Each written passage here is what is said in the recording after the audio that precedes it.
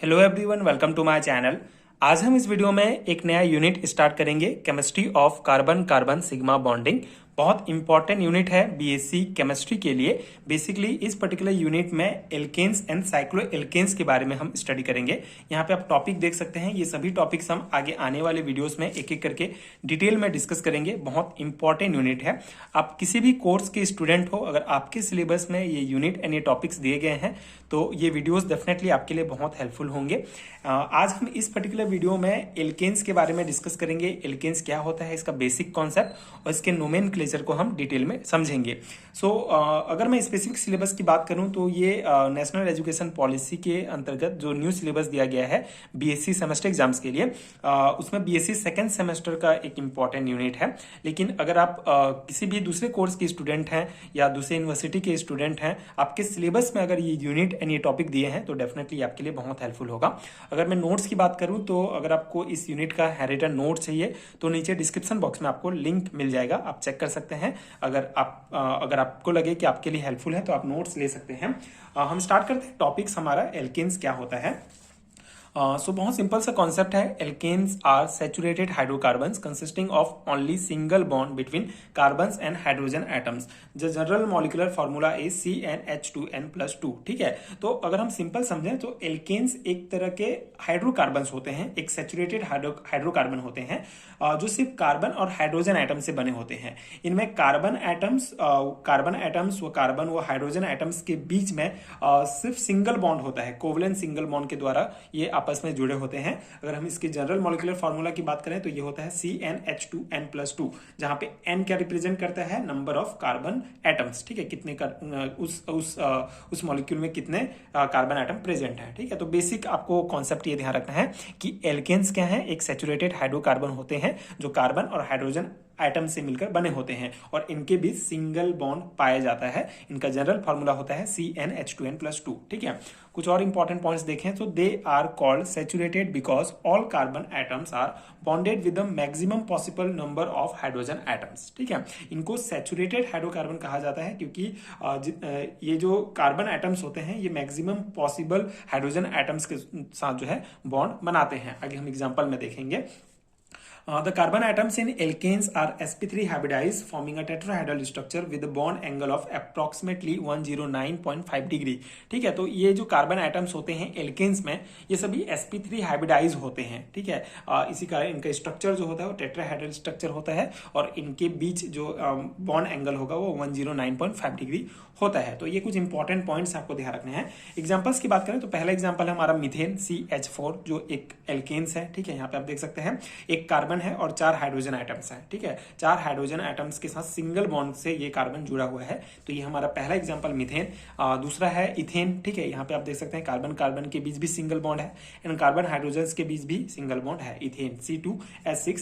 Propane C3H8 होता है। ठीक है, इसमें भी 3 कार्बन एटम है एंड 8 जो है हमारा हाइड्रोजन एटम है। तो ये एग्जांपल हो गया और बेसिक कॉन्सेप्ट हो गया। अब हम इसका नोमेनक्लेचर डिस्कस करते हैं। ये बहुत इंपॉर्टेंट है, इसका नामकरण आप किस प्रकार से करेंगे। तो mainly 3 system of nomenclature of saturated hydrocarbons are known.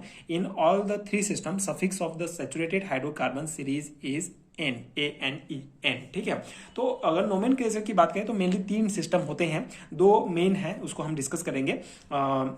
Common name किस प्रकार से होता है एंड IUPAC नेम क्या होता है। एक और सिस्टम होता है डिराइव्ड नेम जो उतना इंपॉर्टेंट नहीं है, तो हम यहाँ पे स्किप करेंगे। तो बेसिकली जो सैचुरेटेड हाइड्रोकार्बन है एल्केन्स को सैचुरेटेड हाइड्रोकार्बन कहा जाता है क्योंकि कार्बन एटम एक दूसरे से सिर्फ कोवलेंट सिंगल बॉन्ड से जुड़े होते हैं, इसीलिए इनको क्या कहा जाता है, सैचुरेटेड हाइड्रोकार्बन कहा जाता है। और इनका जितना भी हम नामकरण पढ़ेंगे उसमें मेन जो है इनका सफिक्स क्या लगा रहता है, ANE लगा रहता है। ठीक है, पहला हम देखते हैं कॉमन और ट्रिवियल नेम क्या होता है। So common name in this system first 4 member of the series are named after the name of the corresponding alcohol from which they are obtain. As for example paraffins obtain from ethyl alcohol is called ethane. ठीक है, तो basically पहले जो 4 member होते हैं इस series के, पहले जो 4 मेंबर होते हैं उनका नामकरण बेसिकली कौन से अल्कोहल से प्राप्त होते हैं उसके आधार पर होता है। जैसे कि अगर हम पैराफिन की बात करें तो ये हमको किससे प्राप्त होता है, इथाइल अल्कोहल से प्राप्त होता है। होता है, इसीलिए इसको क्या कहा जाता है, इथेन कहा जाता है। ठीक है, इसी प्रकार और जो 4 मेंबर हैं जैसे मीथेन, इथेन, प्रोपेन, ब्यूटेन, ये 4 जो होते हैं कौन से अल्कोहल से प्राप्त होते हैं उसके आधार पर इनका नामकरण किया गया है कॉमन नेम में। आगे अगर आप देखें, so name of higher homologous are based on the number of carbon atoms present in the chain. Greek or Latin numerals are used for naming them, and in the end of the name suffix a and e is added. As for example, pentane, penta, hexane, hexa मतलब 6, heptane is hepta 7 etc. तो यहाँ पे second system क्या है कि पहले 4 member तो कौन से अल्कोहल से प्राप्त होंगे उसके आधार पर नामकरण होगा, और बाकी का नामकरण जो है कार्बन की संख्या पर निर्भर होता है, कितने कार्बन की संख्या उसमें प्रेजेंट है उस आधार पर हम ग्रीक या लैटिन न्यूमेरल्स यूज करते हैं। जैसे यहाँ पे देखिए कुछ एग्जांपल्स हम देखते हैं सैचुरेटेड हाइड्रोकार्बन के, एल्केन्स के। जैसे 4 मेंबर हमारे हो गए मीथेन, इथेन, प्रोपेन, ब्यूटेन, ये तो कौन से अल्कोहल से प्राप्त है उसके आधार पर नामकरण हो गया। अगर हम पेंटेन की बात करें तो पेंटेन C5H12 को पेंटेन क्यों कहा जाता है, क्योंकि ये जो है इसमें कार्बन की संख्या कितना है, 5 है, और पेंटेन अगर हम ग्रीक या लैटिन न्यूमेरल्स में देखें तो 5 को जो है पेंटा कहा जाता है, तो इसी से नाम बना हुआ है पेंटेन। ठीक है, पेंटा का पेंट हम यहाँ पे यूज करेंगे और ANE सफिक्स हम यूज करेंगे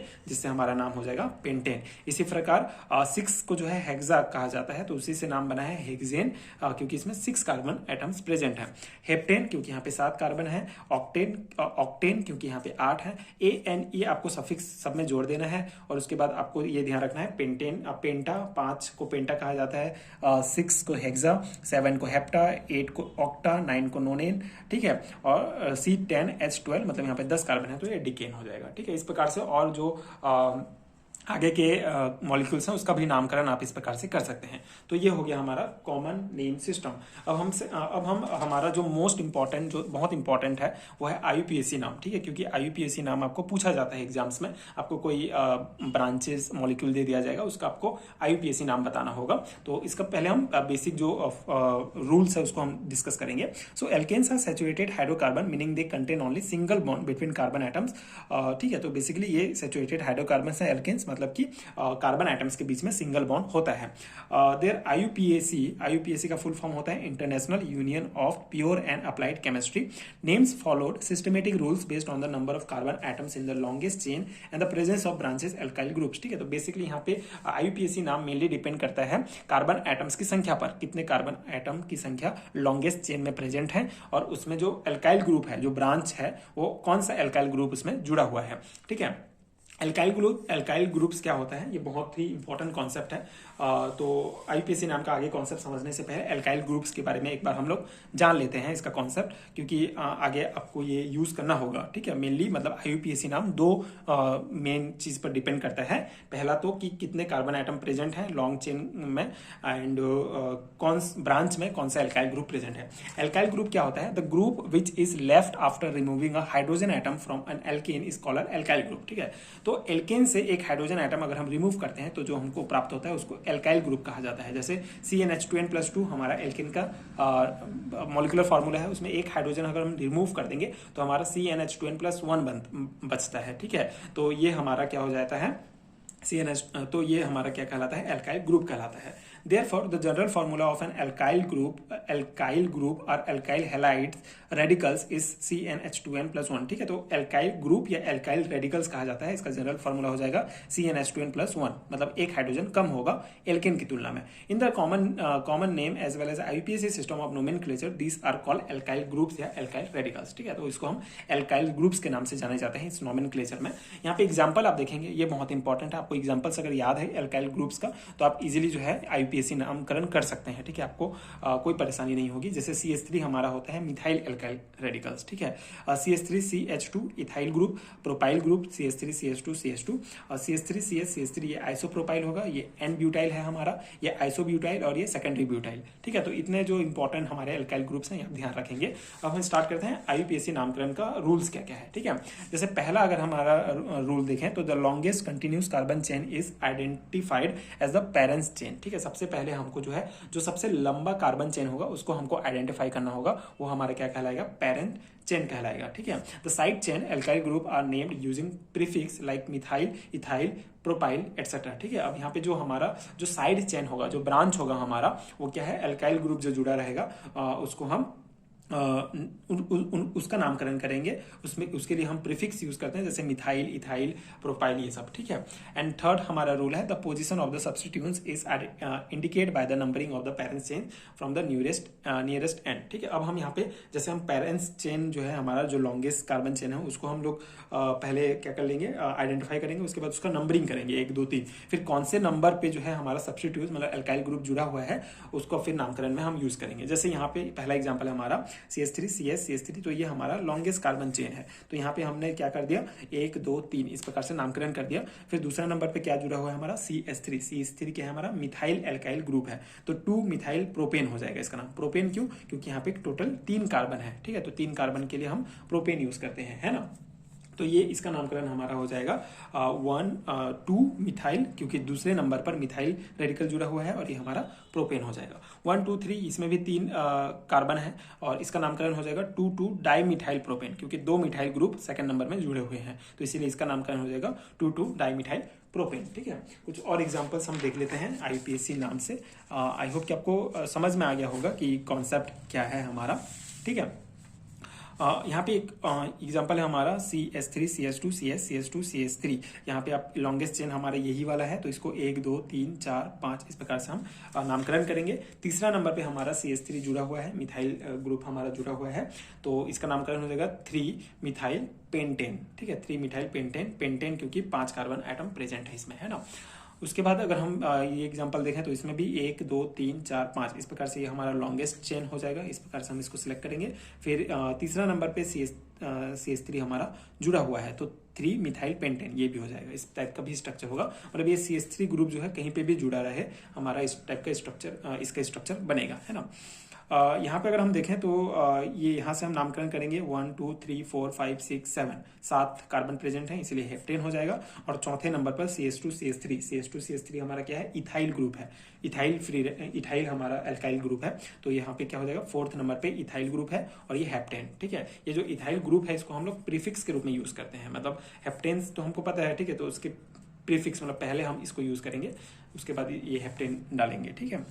यहाँ पे आप देखेंगे, यहाँ पे 1 2 3 4 5 6 इस प्रकार से लॉन्गेस्ट चेन हमने चूज कर लिया। अब यहाँ पे चौथे नंबर पे आप देख सकते हैं, यहाँ पे बेसिकली यहाँ पे क्या होता है, यहाँ पे 2 2 4 4 टेट्रामिथाइल, इसका अर्थ ये है कि दूसरे नंबर वाले कार्बन और चौथे नंबर वाले कार्बन पर 2 मिथाइल ग्रुप जुड़े हुए हैं, तो इसीलिए इसका नामकरण हो जाएगा 2 2 4 4 टेट्रामिथाइल हेक्सेन क्योंकि 6 कार्बन है, ठीक है, ये हो गया।